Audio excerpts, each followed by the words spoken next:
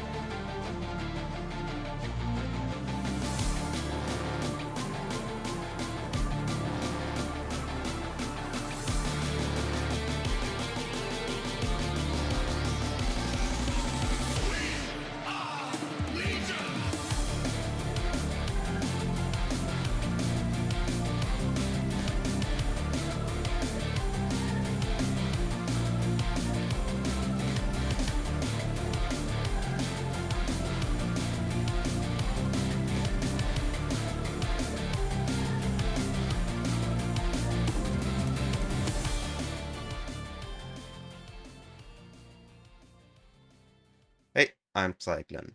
And before I get into the video, I do want to mention that I did not come up with most of the interactions I bundled into this build. I've looked at pretty much every Poison Pathfinder, PoE Ninja Profile, and YouTube video I was able to find. So here are a few honorable mentions for the most impactful finds. My buddy Dreamy, who told me of the Resonance Armor Break interaction, Miso X Shiro, who already made a variant of Poison Spire Volley in 0.2, Gwol's Toxic Poison Pathfinder, from whom I took a lot of ideas for the non-crit variant, and oopsiFinder, absolute brilliant weapon swap setup I implemented into this build. This build excels at mapping and feels absolutely satisfying to play. While it is not Lightning Arrow, it does compete with it on clear. It excels at any mapping content, but especially at Abyss and Breach. The survivability of this build is absolutely amazing. It boosts an insanely high evasion pool, protecting the Hybrid Life Energy Shield hit pool, and using Deflect and Wind Ward to mitigate any incoming damage. And if we do get hit, we have Ghost Dancer to recop the damage instantly. The only minor downside of the build is its single target. Being a damage over time build and needing some ramp up time to maximize damage, it can take a couple seconds to kill bosses. So this just means we are 100% inside GGG's vision with meaningful boss fights.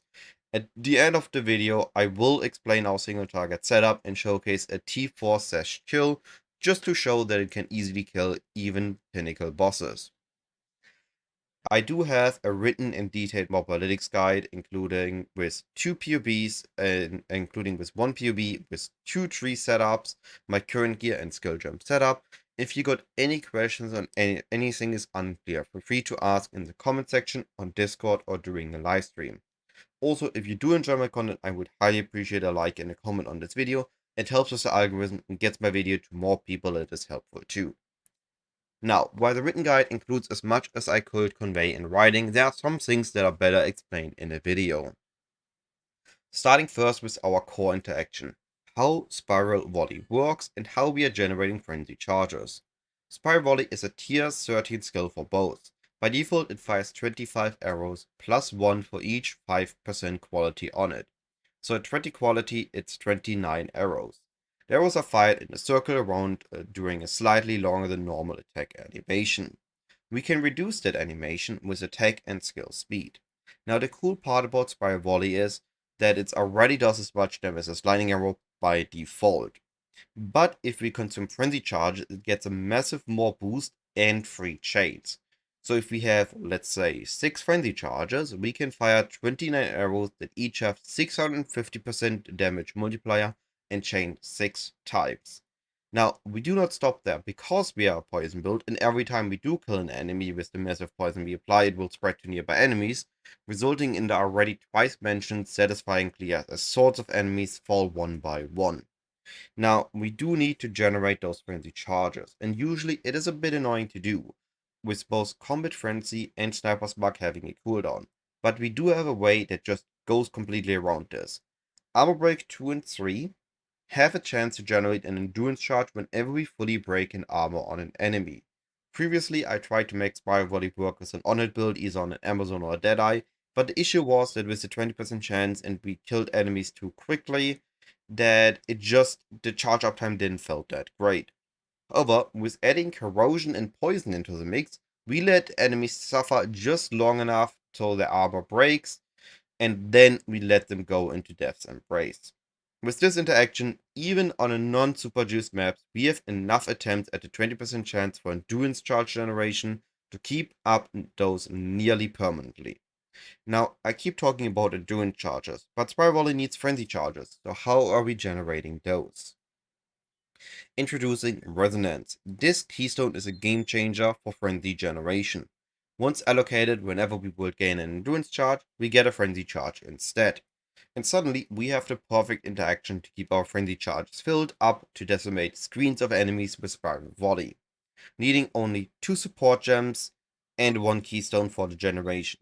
No spirit gem, no clunky 2-button combo, just smooth clear. The next key part of our build is the choice of ascendancy. We want our enemies to be affected by exactly 5 poisons at a time. This results in 2 things for us. First, we do not need the overwhelming toxicity node on Pathfinder. And with Herald of Plague, we also got poison spread covered, meaning we can play this build on a Deadeye, giving us access to the broken Tailwind node for speed and survivability, and also avidity, which improves our frenzy charge generation. Number 2 is that 5 poisons, just the right sweet spot on our poison duration to fish for some more powerful poisons and for them to last long enough till we stack up the next powerful batch. This is a bit more complex in detail, but I got that noted in how it works section on the written guide, so I won't make this video endlessly long with that explanation. Keeping our poison at 5 stacks also allows us to use the new lineage support Arakadi's Lust, which gives us 6% more damage per poison affecting the enemy up to 30%, which we exactly hit with our 5 poisons. As we are ready on the new lineage support, we are using a second one, Rigwald's Ferocity. This is a very unique one, which gives us more damage if used with weapon set 2. And this brings us to something I found absolutely fascinating. When I was looking into poison builds and how I can maximize single target damage, I came across oopsiFinder's PoE Ninja Profile. And he has split all the important nodes for poison across 2 weapon set variants, using the new weapon lock feature to use the same bow and quiver for both single target and clear. I adapted the setup to my variant, resulting in 100% efficiency on passive points use, using clear nodes only for Spiral Volley when clearing, and then the Despair Curse setup, and our single target nodes only for our single target damage.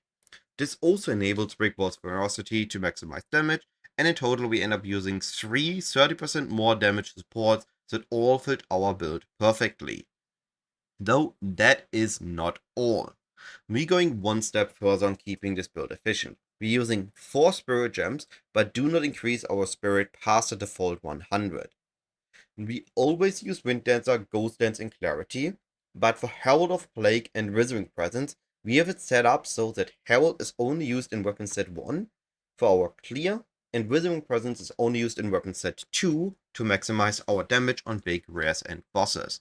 No manual swapping needed, no additional spirit needed, just smooth transitioning.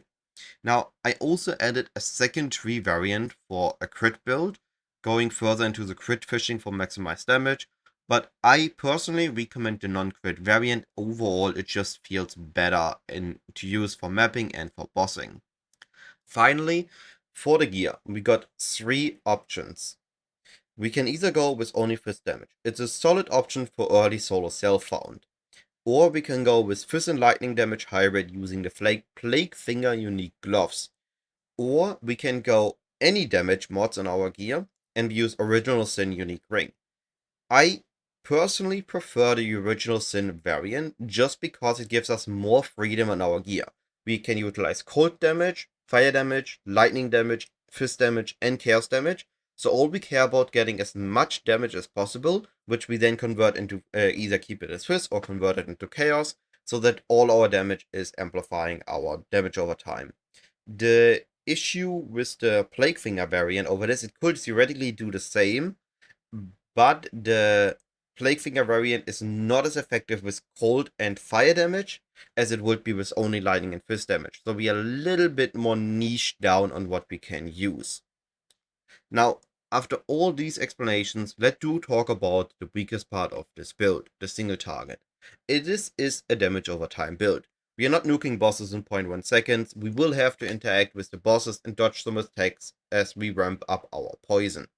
That said, this build is fully capable of killing T4 Pinnacle Bosses in about 40 seconds, while it survives really well actually with a solid mix of high movement speed, a solid hit pool, and recovery.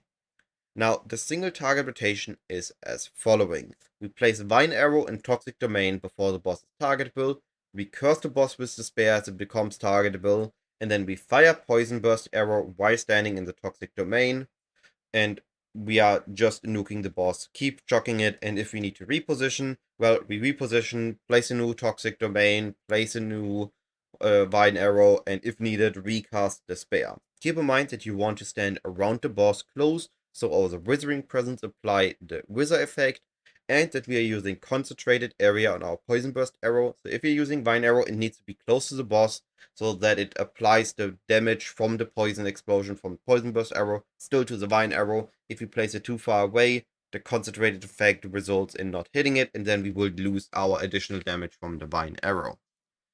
Overall, this is one of the most satisfying builds I have played so far, and I do hope that it will be as much fun for you to play as it is for me. That being said, have a lovely day, and I'll be seeing you in my next video or live stream. Goodbye.